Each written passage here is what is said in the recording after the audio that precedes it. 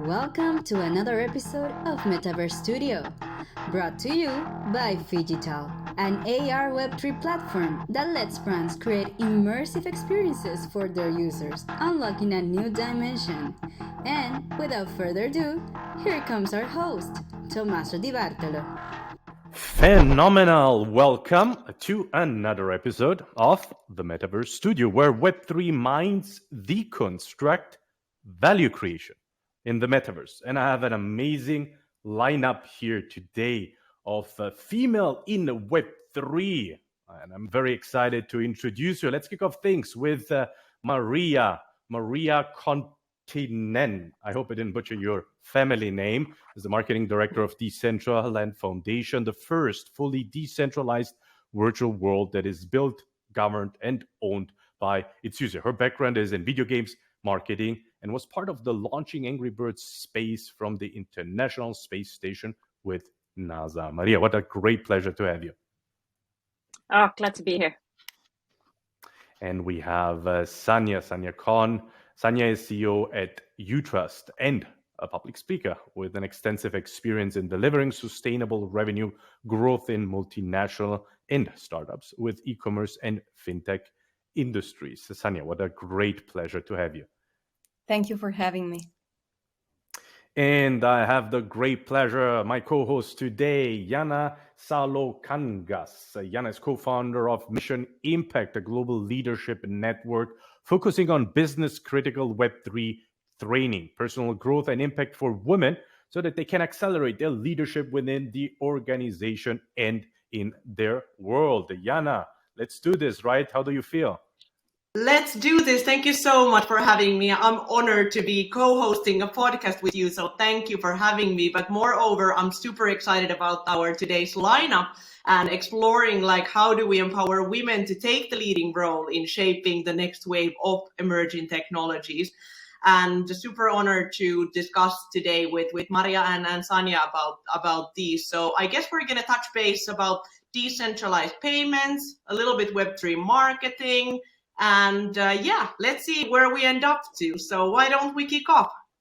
That's a really great introduction. Thank you, Janna. The honor is all mine. You actually mentioned something very intriguing, decentralized payments within a metaverse. Sanja, you are CEO of a payment system, a Web3-based payment system. How is this going to democratize payments? What can you tell our audience about that? Yeah, I think in order to explain that, we need to look into, what are the problems of traditional payments, like the Web 2.0 payments, let's call them. So when I worked at PayPal, my team was responsible for selling the payment solution for marketplace players. And basically, it was the first time in my life that I worked in payments, because prior to that, I was in e-commerce, in telco for a long time. And I remember the first week into my job thinking, how can we possibly sell this to customers? Because merchants can end up paying between 3 to 11% in payment processing fees. So imagine paying, 11% of your revenue in payment processing. And then on top of that, you have taxes and other costs. Plus the percentage of chargebacks in traditional payments is huge. It's a 40 billion loss annually in the marketplace. There's a lot of fraud with stolen credit cards and debit cards, and payments are very slow to settle. So if I'm sending a payment from Europe to India, it might take up to 1 week or more for that payment to be received. And that creates a lot of friction for supply chain, for cash flow on the merchant side. So what does it mean to bring that, with a decentralized payment? And that's exactly what we do at UTRUST. So we leverage the power of blockchain to remove traditional actors like banks, like credit cards. And what that allows us to do is to drastically reduce these payment processing fees up to 90 or more %. So imagine, you don't have to pay those fees anymore as a merchant. You cut those fees. We completely eliminate the cost of chargebacks as well, because there are no credit cards involved. So it's a cryptocurrency payment. Therefore, there is no fraud, because a payment on the blockchain is immutable. But really what we are realizing more and more is this is great not only for Web3 businesses, but for any traditional business that wants to tap into a new asset class of customers. And today there are 300 million people paying and using cryptocurrencies somehow to transact. So that means, new revenue and new sales for any merchants choosing to adopt that as a payment method. And therefore, it's really exciting because I think, we are just at the beginning. Although we've been in the business since 2017, we think that this is just the beginning. And I think, with the metaverse, that's even more exciting. So how can we bring that to another level? Because the metaverse is just going to enhance everything we do, from the way we interact to the way we shop, to the way we communicate with each other. And, payments is going to be there as a layer, and cryptocurrencies are going to be the way to go. Oh, can I add to this one? This is such an excellent starting point of a conversation. So many connection points here. 2017, that's a good starting point. So I wanted to actually talk about the background of Decentraland. There is a philosophical topic behind the whole virtual world that becomes Decentraland in 2017, but it actually started as a considerment that could smart contracts actually change the world, and not just the virtual world, but could they be used in real world actions? Like, could you actually transact not just financial assets, but other assets as well? And that's how the land became an option, that if you are able to sell land from one user to another without a real estate agent, kind of like the banking system here, what would that actually mean for the society? Could we start interacting with each other directly, both on finance, but also any kind of assets? And that's how the whole land system became what we see now as a Decentraland. So for us, the different assets that we are currently doing is land, of course. So it became like land exchange, but it's also names. So you can identify yourself through an NFT name. You can register your name, and it's your end server, a subcategory of the ends one. Then there became the wearables. So we immediately realized that NFTs have to always have utility. So wearables became one of these things that creators are creating, and they are selling those to each other. Anybody can buy, anybody can sell. So it becomes also a contributing factor. So we opened up that whole creator economy to anybody who has creative skills and is ready to learn how to use Blender. They're going to be using these self-service tools and the SDK to create wearables, and they can sell these as NFTs to each other. So that opened like a huge, exciting open marketplace where the cryptocurrency obviously is your transaction method, but now we're talking about creative people becoming the economy powerhouse. And just last week, or actually on Monday, so a couple of days ago, we added a new layer which is called emotes. So these are avatar animations. So now the creators are able to start creating animations for their avatars, and of course that's a huge thing for self-expression. But we saw immediate uptake on the creators' activity as well, because they've been wanting to do these things. They've been wanting to hug each other. So yesterday was a historical day for us. The first hug ever took place in Decentraland, and we were all cheering when it happened. Like, this is huge. Avatars were never able to touch each other, but through creators and the work that they've been doing, that hug became an emote, and it sold out immediately, of course. So that was really funny to see the kind of the transition from not just decentralized finances, but that is like a platform where people are able to build more and more layers of creativity and creative economies. And I think I can't even foresee what's going to be happening in the next years. Like, what amazing things we're going to be able to do on such new platforms.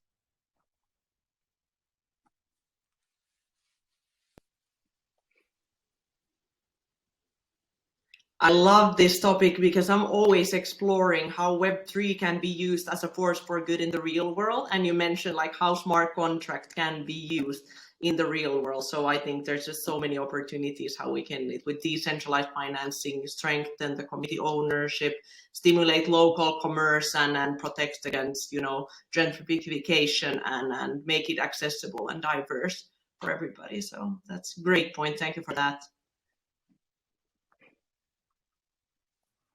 That's really phenomenal and intriguing. Actually, you mentioned a couple of things. So you're adding a layer of emotion, Maria, right? By allowing now the end user to express themselves, right? So and so it becomes an experience that is decentralized and that we can all co-create. So there are a lot of words that we can actually unpack and have a really deep meaning, right? Maria, you work in the marketing and one of the, let's say, most renowned and known, definitely, right, from a media perspective, right? Metaverses. What does it mean doing marketing in the metaverse for the metaverse? How is this different? It's amazingly different. I love this topic because I kind of learn about it every day. But I think when you look at the traditional marketing, so I think we still do a lot of the traditional marketing as well, but through different means. But a couple of the biggest changes is obviously the shape of the industry. We're really early on, so a big job for the marketer is actually educating and onboarding, which is not at all the case when we're talking about mature products or industry that everybody knows, and then you're just competing with each other's. But now we're not anywhere in that competition phase. We're building, and we need to onboard, we need to educate and make things easier and more accessible and for everybody.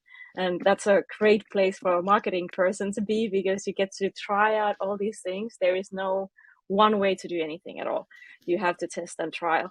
But I think what Web3 and metaverse marketing for me is the decentralization actually becomes the keyword there. How do I step away from the equation? Because I don't want to be a central decision maker either. I cannot make the marketing assets that will be performing the best, because the community is at the heart of everything. So my job is actually to amplify and shine light to the community and give them the tools, the opportunities to shine and to connect with each other and actually make a living out of it. And this is exactly what Emotes was for me, to just watch the community to take it over. And they started creating the best marketing tools. Like, their videos are way better than anything I would ever produce. And I'm happy about that. This is like a marketer's dream in decentralized world, that the product sells itself. The community will onboard each other's to it, and they will be excited about it. And I can enjoy watching it, but I don't need to lead it. Yeah, if I can add on that, I think it's very fascinating. And when anyone joins our company, because we are hiring a lot, what I always say to them is like, forget whatever you were doing, in Web2 or like in any company like you're coming from, because it's a totally new experience. And I totally agree with what Maria said about community. So even for us, and we are, if you think about it, we are a payment gateway. So we have the merchant and the buyer. So we are in a two-sided market, but then we also have a token and we have a community. And what we do is the community is really engaged in everything we do. So one, we build in public. So our roadmap is publicly available, and the community is very engaged, and they can vote, and they can, propose ideas, and they can give feedback in real time into anything we do. And really, like, the most fascinating thing that I've seen in Web3 is the community is your most powerful marketing channel. Because, if the community loves what you do, they will amplify it. And every day when we share content on social media, the community takes it and they make their own videos, and like in other countries, they translate it like without us paying them to do so, just because they're so engaged with what we do, they want to amplify it. And I think the last thing, it's not necessarily related to marketing, but it's really different in Web3 is, and talking about payments. So if you think about it, like today, if you leave your money in a bank or PayPal or whatever traditional app there is, you leave your money and they use it to borrow and lend, and you're not earning anything on that, just to keep your money there. And what we are doing is leave your money on UTRUST and earn money on top of that. So we are transforming payment processing fees into profits for merchants, because we help them to reinvest that and to earn a very good yield on that. so that, that's really a tool for economic empowerment for our customers, and the user becomes the customer of the platform. So it's an amazing flywheel. Can I add to that? This is such an excellent conversation, and I think this is one of the points that I also would love to pick up as well, because the traditional way of looking at your target audience, you usually have a defined target audience, but in Web3, there's no way you're going to do that, because they're going to wear different hats at different times. You might have a core target audience, and you might even identify some of that, but obviously we don't collect that kind of data anymore. So you have an idea, and they are the early adopters, usually the originals, the crypto savvies. But who are going to be the next ones? And that's the exciting part. What is the marketing opportunity? How do you identify those different opportunities? How do you onboard them? And what is the long-term aspect as well? But I really love what you said, Sanja, that your customer is a partner at the same, like partners are customers, and it's like an amazing hybrid. That's exactly what I think is exciting in Web3, that there is no users, they're contributors. They're participating in different ways, and they're getting something out of that as well. And this is something that I pretty much ask from every brand who wants to enter Web3, is that how are you going to be contributing? Because you don't get to come here if you're not contributing. Everybody else is here to contribute as well. Nobody is a passive consumer. We are all inputting something constantly. We're improving, we're creating, we're getting something out of being that in that community. So I think that's really important mindset for even brands to think, what is it that I can give to this community or this platform or this industry that is going to take it a next step forward. This podcast is powered by Phygtl, with a special guest from Women of the Future. To Metaverse. Can I just get back, Sanja, to the point that you hire a lot? So I'm super interested about talents, and when you have new people coming in, so they have to forget about what they knew was possible and not, and kind of like have this new mindset. So first of all, how do you manage talent attraction into Web3 companies, and how do you onboard? Do you attract talent from Web2, or do you, how do you manage that? Yeah, we are not restrictive into saying we only hire from Web3, because let's be honest, Web3 hasn't been here for such a long time, and there is shortage of talent. So we really think that it's our job in the industry also to educate people and to help them on board and to give them skills in order to do so.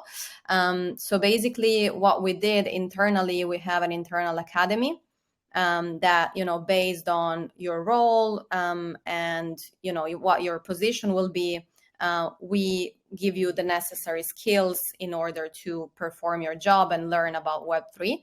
And it's interesting because when we started, we were less than 20 people. Today we are 50 plus, and we're hiring a lot. We were acquired by another company with a lot of people. And I think there's a passion in this industry to share knowledge. So whenever we have someone new, of course, there is a proper onboarding process where, you have to learn certain skills, but I think everyone is very passionate to share. And I'm very proud of the fact that we are a very diverse team. So not only in terms of gender balance, but also in terms of internationally hiring. And I think that's really the beauty of Web3, is you don't need to have an office. So we do have an office that we use to meet from time to time, but we are fully remote. So our processes are remote, and that really gives the chance for people in remote locations to join us as well. So we have people in Africa, we have people in Turkey, in the Czech Republic, everywhere really. And we are not hiring just in one location.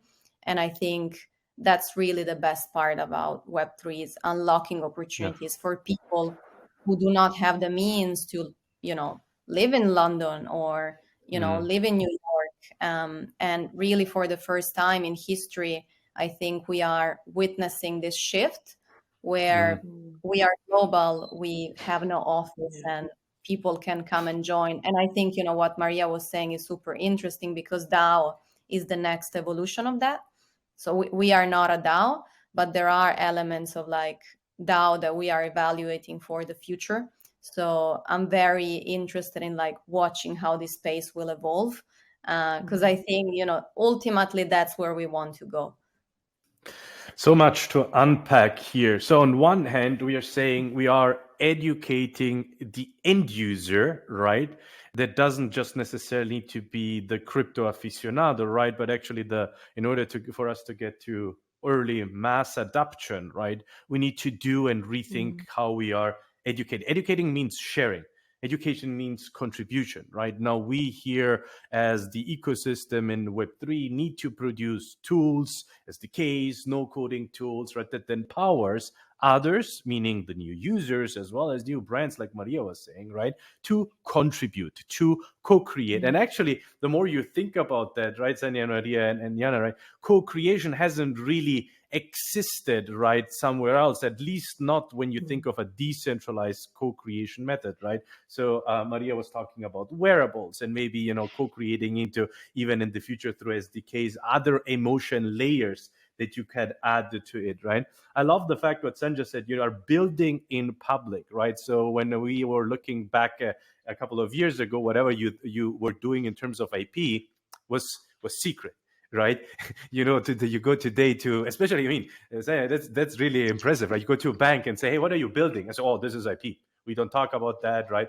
It leaves the management office. And now you in a very delicate industry like the finance industry, right?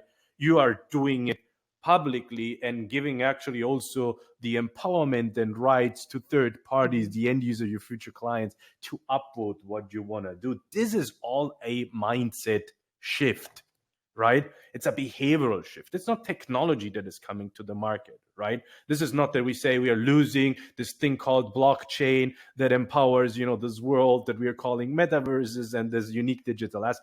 We are shifting really the mindset.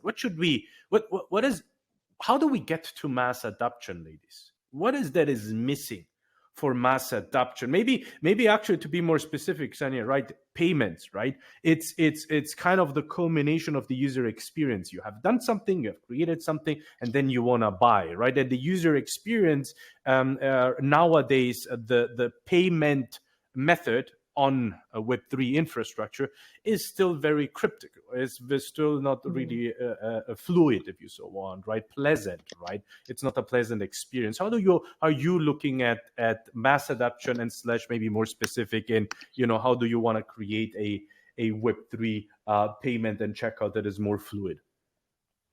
Yeah, I think one of the main issues, if you look into payments, is the on-ramp and the off-ramp. So the on-ramp is, how do I go into crypto from fiat, so from euros, for example, and how do I exit crypto into fiat again if I need to. And I think, you know, we are still in a phase where it's very difficult to do so for the average person out there on the street, because if you ever try to teach your friends or like whoever is not in Web3, when they see the combination of like letters and numbers in an address where you need to send funds, it's very complicated to understand. They don't feel safe. So I think whoever solves that problem first will really win in the market, because I think that's the main barrier for people. I don't feel safe. This looks very techie, you know, I need someone to help me do that. But in terms of UTRUST, what we built is really, we call it the Stripe for cryptocurrencies, because Stripe is built in a way that is very easy for anyone to implement it. And we've done the same. So, you know, if you don't have any knowledge on blockchain, any knowledge on crypto, you can really implement our solution really in 5 minutes. And it's very easy to use, very simple. We are integrated with all the major plugins in the market, from Magento, WooCommerce, etc. So it's really a matter of downloading the plugin and it's available. And that's what we do for every feature and product we launch to market. It's really, how can I make this really easily understandable for people who are not in blockchain and crypto? Because I think, you know, even if today, if I think about my ideal customer, it's already someone who's crypto savvy because I know it's going to transact more. I think it's our role in the industry to build products that are going to appeal for people who don't know anything about crypto, because eventually they're going to come and they're going to learn. And it's our responsibility to build products that are very user-friendly. Very intriguing. Maria, what are your thoughts? What needs to be done for mass adoption? I think there's a very interesting time right now in history. I think we're in between generations. So I think the next generation will already live in a totally different mindset of how they're socializing, how they are consuming online, how they are expressing themselves online. They are living not just a hybrid life, but it's just integrated. And I think it's very hard for us to even imagine how that's going to be going forward. But I think we have a window of opportunity right now to think big. And that's what I would like to do. Like, we have 10 years, let's say, at least. Like Gartner Hype Cycle seems to think that we have 10 years until mass adoption of Metaverse. But what does that actually require? And what are those big foundational blocks that need to be figured out before that? What is the next iteration of internet? We have the opportunity to change it, because Web 2 was not ideal. I loved the 90s internet. It was so open and optimistic, and it was like about change in everything. There was this like new democratic perspective to global community and global citizenship, and then it became corporations. But internet and emails were not created by corporations. They were built in the open by open community. I think we have a similar situation here, a window of opportunity to do that. But we need to do it in the right fundamental perspective, with the right philosophical perspective. And I think I was just almost in tears yesterday reading European Commissioner writing about the future of the internet in beautiful way. I think her name is Thierry Breton. She's a commissioner, and she was writing how the future of internet, like the metaverse, is like the classic agora, the public square where people gather and they will exchange topics and they will discuss and vote for things. And I love that. That is a metaphor that really resonates with me. But she also mentioned that no private company should hold the keys to a public agora. And I think we have to keep this constantly in mind, that this cannot be commercialized yet by private entities. We need to think of this as a common good. We all own the new future internet. We need to be participants and contributing to it, and we all get something out of that. So I think next up is the mindset change, a philosophical perspective of let's move from that passive consumer to a really active contributor and imagine a really amazing future, and let's make that happen. I know it sounds like a really silly, naive optimism, but why not? We have that opportunity right now, and I think we should be building towards that. End of rant. Sorry. I love it. We all own the future, that is for sure. And I just want to comment, like, we don't know what we don't know. Before, like, I always read about co-creation, community, and the power of communities. But before I was in Web3 or before I experienced it, I could have never known how powerful it really is. So we don't know what we don't know. And I think the next generation has so much less unlearning. So they are in this right mindset already. So the time is now for sure. To end this conversation, our favorite topic, the future. Well, the future is now, but where do you see Web3 in 10 years? Oh, that's an awesome question. That's a small question. Don't worry about that. I think, thinking again from a financial perspective, I think in 10 years or even less, we're going to have a world of financial inclusion. And if you think about it, more than 2 billion people in the world are unbanked or underbanked. So they don't have access to a bank account or financial services. They don't have a way to send money, receive money, because of how our system is built. And now we finally have the technological means for everyone with an internet connection, which is like the majority of the population, and with a device to really have a wallet and to have cryptocurrencies and be able to own their money. And it's not really only a conversation about emerging countries or people that are unbanked. It's a conversation relevant for everyone today. Look at what happened in Canada like a few months ago or a year ago with like the protests of COVID, where the government decided to froze the bank accounts of people that were protesting. In 24 hours, people could not access their money. So we cannot trust banks and governments anymore. And I think in less than 10 years, we will have a world that is inclusive thanks to blockchain, Web3 and crypto, of course. And I'm hoping that we're going to see similar kind of progress in education, like interesting opportunities to actually experience lost worlds in 3D environments with other people. I really like what Assassin's Creed did, but you were able to go to Egypt and you were able to see like the ancient Rome, but this should be done with other people in mind together, and maybe even building on those things. Maybe we can learn something from the history through these virtual worlds that you can visit. But not just the entertaining side of it, but I think, Sanja, you mentioned about like remote work. I think this is going to be a huge topic. What is the future of work and how does decentralization contribute to that? Do we need offices anymore? Do we even need companies? If we are able to contribute to DAOs and actually earn our living through doing what we are passionate and talented in, maybe it's little streams here and there that actually becomes our income. I'm really curious to see that, because then you're not just a employee, but you are also an owner of the same entity. You have voting power. You have fully transparent blockchain of what votes have been done, what proposals have been done, and how is the money used. No more board of directors. You are the board of directors. I think that is a huge revolution when it comes to like company setups, and that could be something that we should look into a bit more. It's pretty exciting.